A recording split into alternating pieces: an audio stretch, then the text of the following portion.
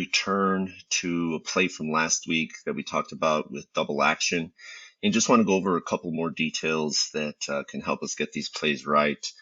I want to talk about communication between the line of scrimmage officials and the umpire potentially. We saw this play with the double action.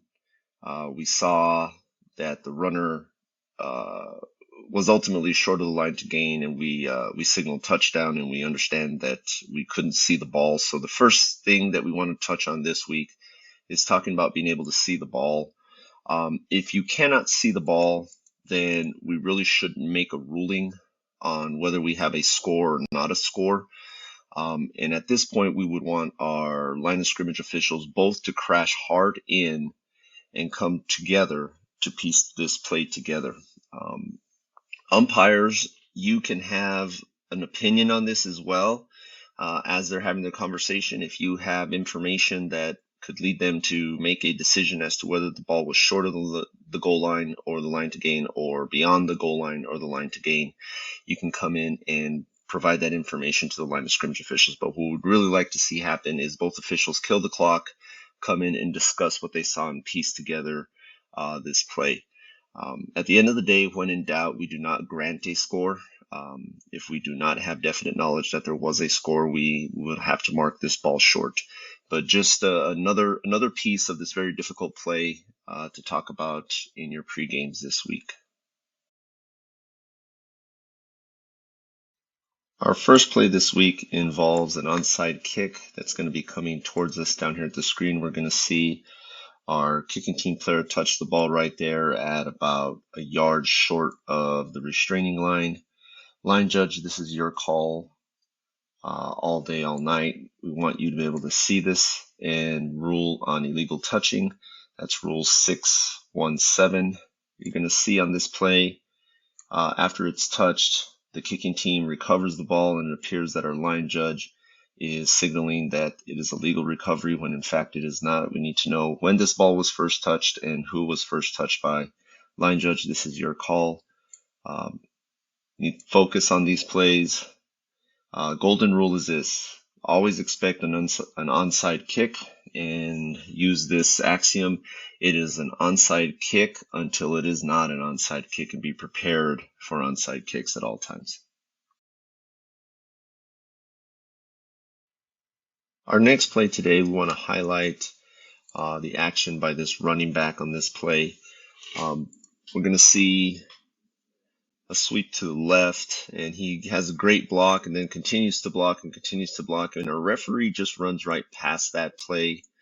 Referees and any other officials, don't let players get behind you. We need to officiate this play and see this action. He kind of takes a glance at it, but then continues to ignore it.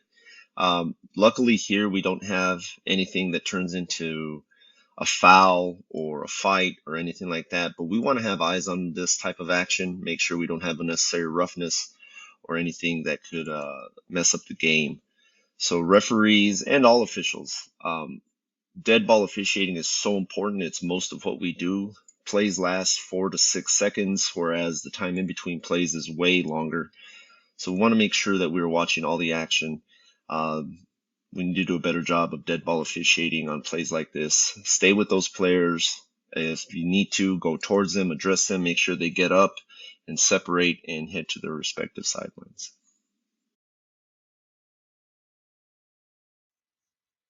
Our third play this week involves alignments on kickoffs, particularly the kicking team. Rule 613B states no K players other than the kicker may be more than 5 yards behind the kicking team's free kick line. A player satisfies this rule when no foot is on or beyond the line 5 yards behind K's free kick line. And as you can see in this play right here, we have almost every player beyond 5 yards. So this is something we can fix very quickly. Stop the game and get them lined up properly, and then inform the coach, and then make sure that they are aligned properly. If they come out a second time and they're not aligned properly, then I think you're okay to flag it for a foul, but this can be prevented when it first shows. And officials, we have to be looking at this. This is part of our dead ball routine of looking to see that they're aligned properly. We can see the return team is aligned properly, but our kicking team is completely and totally illegal. So we can fix this, but we need to make sure that we are preventive officiating and informing the coach, and then after that, flagging appropriately. Play number 4 this week is one that we should not miss. We can count the number of players on defense, back judge and line judge, or if you're in a 4-person crew, both line of scrimmage officials should be counting the defense. And we need to count every play. And if we have any question that there's 12 on there, if you have radios, use the radios to communicate and count. If you don't have radios, then drop a flag and count after. But if you look at this play right here, we're going to see we have 1, 2, 3, 4, 5, 6, 7, 8, 9, 10, 11, 12 players on defense. We do not catch this foul, and what ends up happening is we end up having an interception returned for a touchdown by the defense. This is a huge miss and something that is totally within our control and should be part of our pre-snap routine or dead ball routine, is to count the defense on every play. As subs come on and off the field, we can notice whether they are being substituted for or not. You can see 18 right here at the bottom is trying to get off the field. He realizes he's the 12th person on and doesn't make it off the field. So we need to make sure that we have a count every play. We shouldn't be missing 12 on the field, especially when it results in a play with a turnover and a score for the team that violated the rule.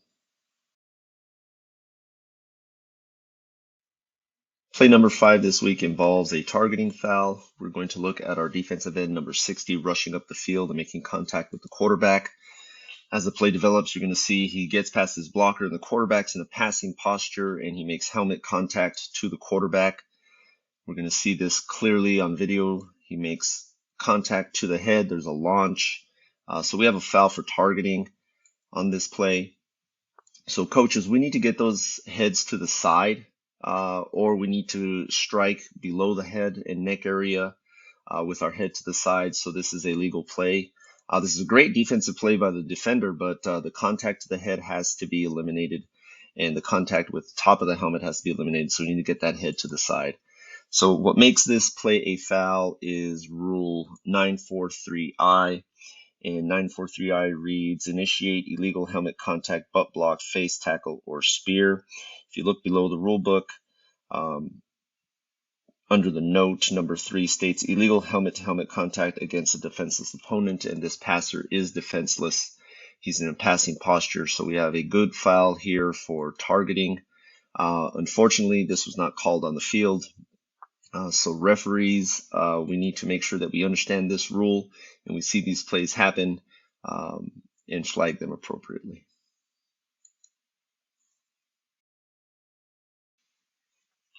Our last play this week involves another safety foul.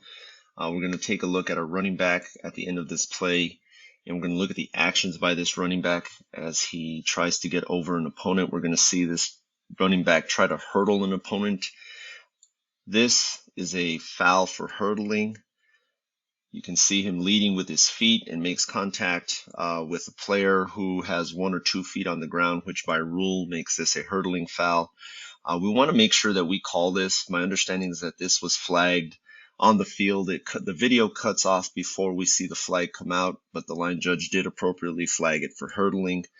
We want to make sure we get this foul on the field. Coaches, when you're talking to your running backs and your receivers, inform them that hurdling is illegal in high school football. They maybe see players hurdling in college and in pro. In those leagues and in those levels, hurdling is still legal. In high school, it is not. So we want to make sure that we get this foul for hurdling. And if you need a rules reference, there's 2 rules that come into play on this in definitions. Definition 222, hurdling is an attempt by a player to jump with 1 or both feet or knees foremost over an opponent who is contacting the ground with no part of his body except 1 or both feet. And then in Rule 943D, illegal personal contact is identified as hurdling an opponent. So this is a foul, in high school and a big safety issue, both for the defender and the runner. Have a good week this week. We head into week 3. Season's in full swing. Travel safe, both teams and officials, and we will talk to you next week.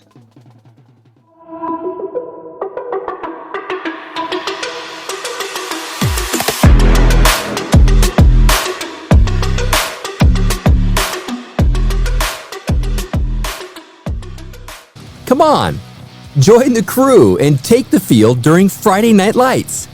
We will learn from experienced guest presenters and mentors that will help you become a better football official, providing the tools to put you in the correct position to make the right call. Raise your officiating knowledge and strive to become the best football official and expert in National Federation High School rules. Learn the art of film breakdown, mechanics, and philosophies. You know, every year we have an entire off-season to get prepared. But in season, you only have one chance to get it right.